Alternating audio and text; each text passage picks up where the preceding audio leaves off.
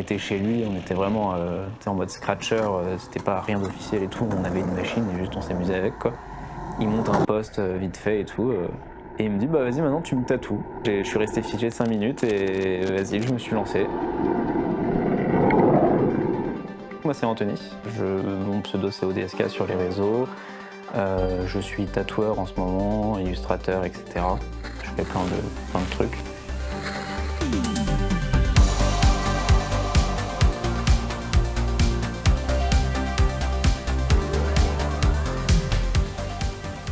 J'ai ce truc de ouais, j'ai envie de tester plusieurs choses. Je fais beaucoup dans l'instantané. Si j'ai une idée qui pop, vas-y, j'y vais à fond. Je kiffe. Je passe quelques jours à bosser dessus, à le faire dans l'immédiat. Donc je pioche un petit peu dans mes carnets de croquis. Je me dis voilà, ça peut fonctionner avec tel support. Donc j'essaye de creuser un petit peu. Je fais ma modélisation et hop, ça marche pas.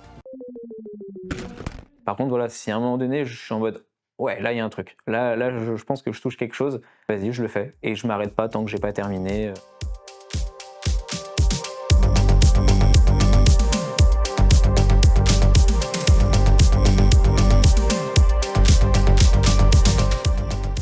J'avais un collègue qui, lui, commençait à tatouer. C'était un petit peu, on découvrait ça un petit peu ensemble tous les deux. C'était cool. En fait, en parallèle, du coup, j'avais déjà commencé à créer mon identité ODSK.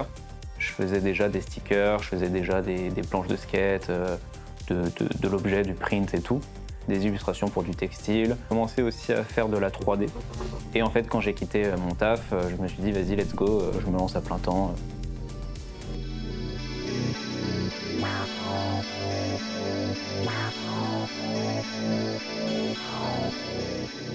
En fait, j'ai de la chance parce que mon style, il est assez simple, mine de rien. En vrai, il n'y a que quelques tracés, les visages, ils sont très simplifiés, on n'est pas sur des gros portraits ou autres. Et du coup, c'est vrai que les adapter sur d'autres supports, c'est tout bénef, c'est hyper facile en fait. Je sais que quand j'étais petit, j'ai beaucoup regardé tout ce qui était les Simpsons classiques, les vieux Disney, Fantasia 2000 ou ce genre de choses. Pas mal de jeux vidéo, mais principalement aussi Minecraft. Tout le côté BD, bande dessinée, mais les kits paddle, les titeufs, le côté très simplifié des traits. On est vraiment sur des petits instants, des strips, des petites cases de BD hyper simples. Ça a joué en fait, par exemple, sur mon style, je pense aujourd'hui. Et en fait, tu vois les différents supports que tout le monde exploite, mais pourquoi pas moi, tu vois, genre, je vais tenter de retranscrire ce que je fais, mais sur ce support-là, comment je peux l'adapter, comment je peux faire, et c'est moteur de ouf, c'est trop bien.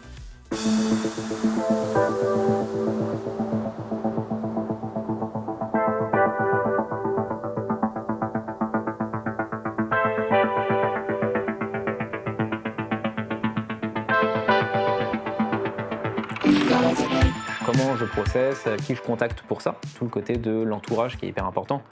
Comme j'apprends vraiment sur le tas à chaque fois, les premières fois c'est jamais le plus propre possible. La recherche en amont c'est le plus stressant parce que c'est là où tu es dans le flou, tu sais pas dans quoi tu te diriges. Mais à partir du moment où j'ai l'idée, où je commence à me dire ok, pour ce projet il me faut du coup telle machine, il me faut tel procédé. Voilà, mon objet, je veux qu'il soit cool sur le projet final, donc il faut que je pense aussi à un packaging, comment je vais le brander. Mais du coup, c'est là où tout s'active un petit peu rapidement, tout va plus vite. À la fin de ta journée, tu es trop content, tu t'es dit j'ai fait tout ça, ça a avancé, c'est cool.